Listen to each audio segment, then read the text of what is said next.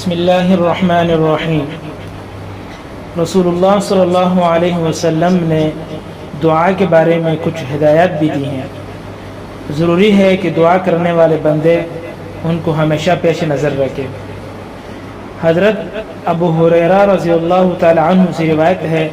کہ رسول اللہ صلی اللہ علیہ وسلم نے فرمایا، جب اللہ سے مانگو اور دعا کرو تو اس یقین کے ساتھ کرو کہ وہ ضرور قبول کرے گا اور عطا فرمائے گا، اور جان لو اور یاد رکھو کہ اللہ سبحانہ و تعالی اس کی دعا قبول نہیں کرتا جس کا دل دعا کے وقت اللہ سے غافل اور بے پرواہ ہو۔ مطلب یہ ہے کہ دعا کے وقت دل کو پوری طرح اللہ کی طرف متوجہ ہونا چاہیے اور اس کی کریمی پر نگاہ رکھتے ہوئے یقین کے ساتھ قبولیت کی امید رکھنی چاہیے۔ تذبذب اور بے یقینی کے ساتھ جو دعا ہوگی میرے بھائیوں، وہ بے جان اور بے روح ہوگی۔ حضرت ابو ہریرہ رضی اللہ تعالی عنہ سے ایک دوسری روایت ہے کہ نبی کریم صلی اللہ علیہ وسلم نے فرمایا، جب تم میں سے کوئی دعا کرے تو اس طرح نہ کہے کہ اے اللہ، تو اگر چاہے تو مجھے بخش دے، اور تو چاہے تو مجھ پر رحم فرما، اور تو چاہے تو مجھے روزی دے، بلکہ اپنی طرف سے عزم اور قطعیت کے ساتھ اللہ کے حضور میں اپنی مانگ رکھے۔ بے شک وہی کرے گا وہی جو چاہے گا، کوئی ایسے نہیں جو زور ڈال کر اسے کروا سکے میرے بھائیو۔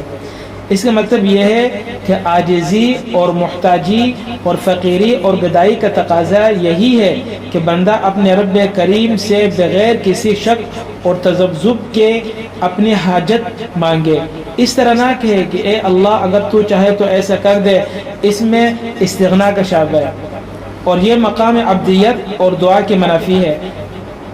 اور ایسی دعا کبھی جاندار دعا نہیں ہو سکتی۔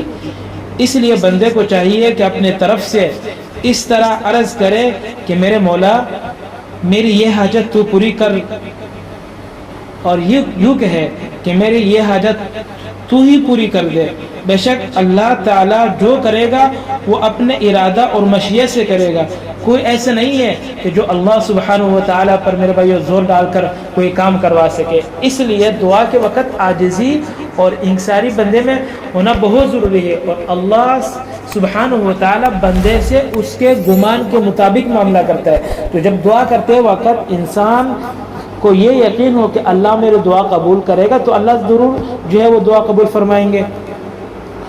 اور ایک دوسری روایت ہے کہ جو کوئی یہ چاہے کہ پریشانیوں اور تنگیوں کے وقت اللہ سبحانہ و تعالیٰ اس کی دعا قبول فرمائے، تو اس کو چاہیے کہ عافیت اور خوشحالی کے زمانے میں دعا زیادہ کیا کرے۔ ایسے نہ ہو میرے بھائیوں کہ مثال کے طور پر خوشحالی میں اس کو اللہ ہی یاد نہ رہے، اور جب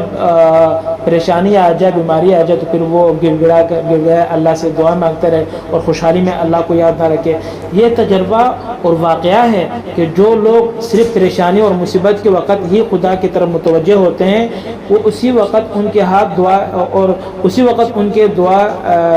مطلب ہاتھ جو ہے وہ دعا کے لیے اٹھتے ہیں، ان کا رابطہ اللہ سے بہت ضعیف ہوتا ہے میرے بھائیوں،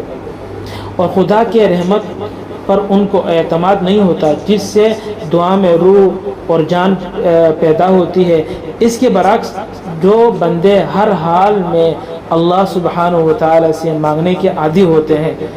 اللہ تعالیٰ کے ساتھ ان کا رابطہ قوی ہوتا ہے، وہ اللہ کے کرم اور اس کے رحمت پر ان کو بہت زیادہ اعتماد اور بھروسہ ہوتا ہے، اس لیے ان کی دعا قدرتی طور پر جاندار رہتی ہے۔ رسول اللہ صلی اللہ علیہ وسلم نے اس حدیث میں یہی ہدایت دی ہے کہ بندوں کو چاہیے کہ عافیت اور خوشحالی کے دنوں میں بھی وہ اللہ سبحانہ و تعالیٰ سے زیادہ دعا کیا کریں اور مانگا کریں۔ اس سے ان کو وہ مقام حاصل ہوگا کہ پریشانیوں اور تنگیوں کے پیش آنے پر جب وہ اللہ سبحانہ و تعالیٰ سے دعا کریں گے تو ان کی دعا خاص طور پر قبول ہوگی۔ تو میرے بھائی اور دوستو، کوشش کیا کریں کہ اللہ سبحانہ و تعالیٰ کو ہر حال میں، اٹھتے بیٹھتے لیٹتے، ہر حال میں، پریشانی میں غمی میں، ایسا نہ ہو کہ بس پریشانی میں تو اللہ یاد ہے اور خوشحالی میں اللہ کو یاد ہی نہ رکھے۔ تو میرے بھائیو دوستو، ہم نے ہر حال میں اللہ کو یاد کرنا ہے. کیوں؟ وَهُوَ مَعَكُمْ أَيْنَمَا كُنْتُمْ، تم جہاں کہیں بھی ہو، چاہے تم خوشی کی حالت میں ہو، پریشانی کی حالت میں ہو، تو اللہ سبحانہ و تعالیٰ تمہارے ساتھ ہے، اور اللہ سبحانہ و تعالیٰ تمہیں دیکھ رہے ہیں. اس لیے ہر حال میں اللہ کو یاد رکھو، اور کوشش کیا کریں کہ دعا کے وقت اللہ کی طرف خصوصی طور پر متوجہ ہونا چاہیے انسان کو، اور عاجزی اور انکساری کے ساتھ اللہ سبحانہ و تعالیٰ سے دعا کرنی چاہیے. اللہ سبحانہ و تعالیٰ سے دعا ہے کہ اللہ سبحانہ و تعالیٰ ہمیں عمل کی توفیق نصیب فرمائے، اور اللہ سبحانہ و تعالیٰ ہمیں اپنا پسندیدہ بندہ بننے کی توفیق نصیب فرمائے.